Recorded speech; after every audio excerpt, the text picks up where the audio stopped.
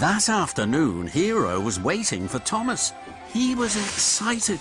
His firebox flared and his steam swirled. Percy will be here soon with your water injector. It's the last part you'll need to make enough steam.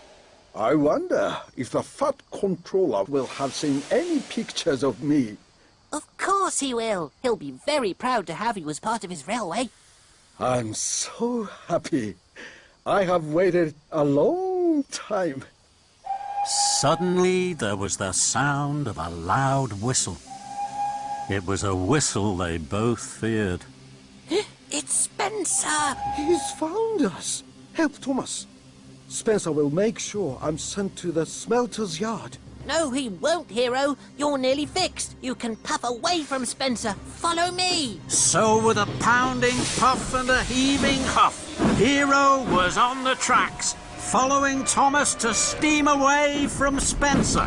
Hiro steamed down the track, rattling and clattering. His pistons pumped and his boiler bubbled. Well done, Hiro! Thank you, Thomas! Then there was trouble. Spencer snaked onto the tracks behind Thomas. Found you, Thomas! Spencer! Thomas's wheels whirred like the wind. You won't get away from me this time. Hiro chuffed as fast as he could. He wanted to whoosh away from Spencer. Then Spencer saw Hiro and gasped. Spencer had never seen an engine as strange as Hiro before. Who are you?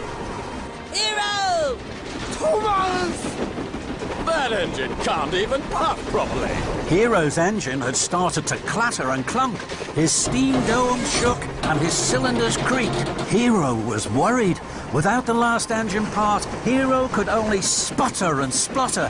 Hiro's new lamp broke loose and hit Spencer. Now Hiro's engine started to judder and jitter.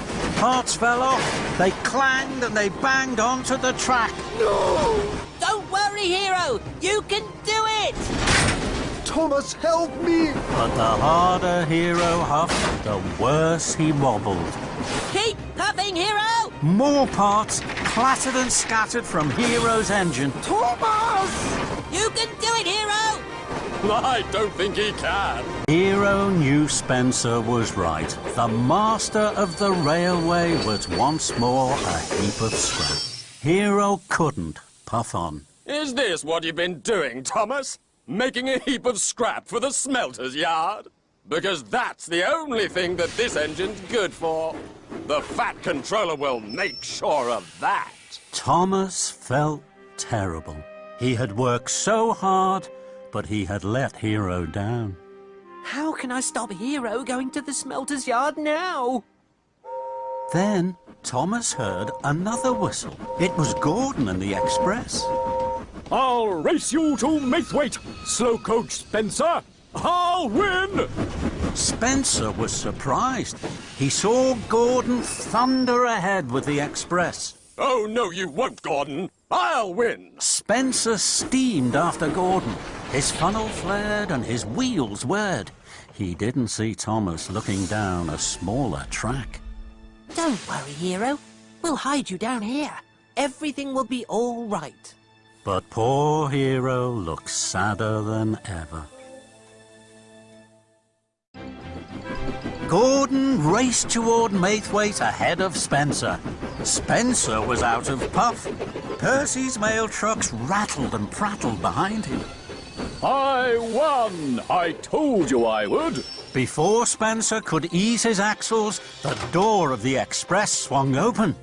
The Duke and Duchess of Boxford stepped out. They were cross. Fumbling fenders. Spencer, you have let us down. We left you in charge of our Summerhouse, and it's not ready for our holiday. Our friend the Fat Controller says you spend all day watching Thomas. And taking mail trucks that aren't yours. You told me you would take them back to Percy, and you haven't. Spencer's pride was in pieces. They have a very old engine. A heap of scrap, in fact. I was chasing it because, in fact, Fat Controller, you should... Please, Spencer, stop. Chasing engines that are a heap of scrap? We'll have to send you back to the mainland. It's quite clear. You're not fit to work. Please, may I help? I could work with Spencer at the Summerhouse. I'm sure together we could have it ready in time. The Duke and Duchess were delighted. Thank you, Thomas. That is most kind of you. Please, keep an eye on Spencer. He's clearly not feeling well. Spencer wished steam. It was all too terrible.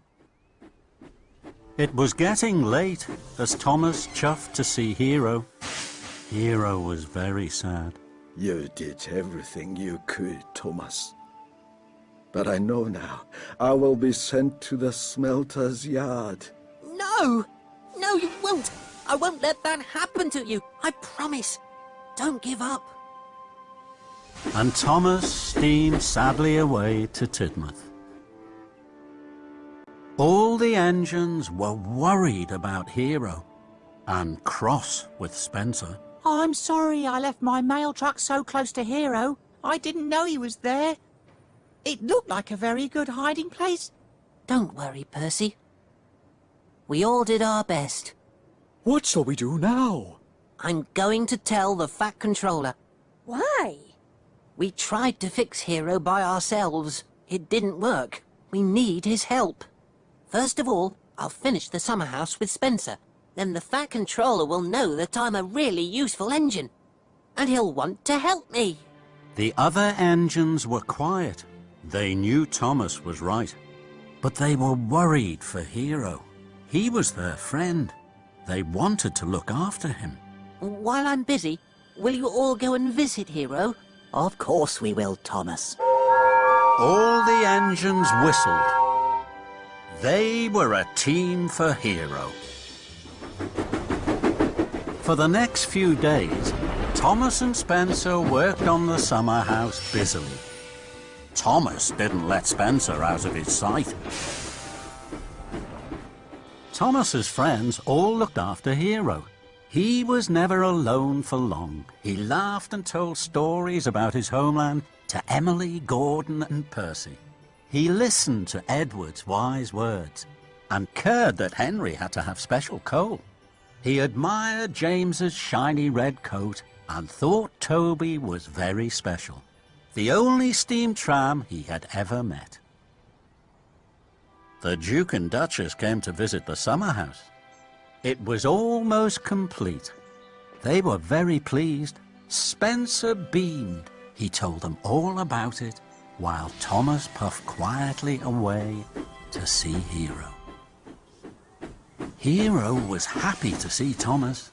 Hello, Thomas, my best friend. Hello, Hiro. Thomas could see Hiro was sad. Hiro, I won't let you be scrapped. Believe me. Tonight I will fix everything. Thomas chuffed back to the Summerhouse, just in time to say goodbye to the Duke and Duchess. Thank you, Thomas. Without you, Spencer would never have finished on time. I have to go to Knapford now Why? to see the Fat Controller. Spencer snarled. You're going to tell the Fat Controller about that silly scrap engine. I'll get there first to make sure your plan doesn't work. That engine will be sent to the smelter's yard, where he belongs. So Spencer pumped his pistons and clickety-clacked after Thomas. Thomas heard Spencer's wheels whooshing and whirring behind him. I'll puff hardest. I'll chuff quickest. I know I can. Thomas and Spencer had the race of their lives. Thomas steamed over bridges and wheeshed through tunnels. He slipped through junctions and raced round bends. Spencer thundered and roared, but he couldn't get in front of Thomas. At a junction, Thomas puffed ahead. Then he turned quickly onto a sidetrack. Spencer thundered on, then screeched to a stop. Spencer reversed back to the junction. He raced after Thomas along the narrow track. The rickety old track went over marshland. Thomas knew that it was the fastest way to Knapford. Thomas huffed and Spencer puffed. Spencer was closer and closer. Then there was trouble. The track was broken and Spencer was too heavy. With a creak and a crack, the track snapped beneath him. The mighty Spencer slid into the muddy marsh. Thomas stopped. He knew what had happened, but he could do nothing. I'm sorry, Spencer. I didn't know the track was broken. I'll go on and get help. I'll be back. And Thomas steamed on.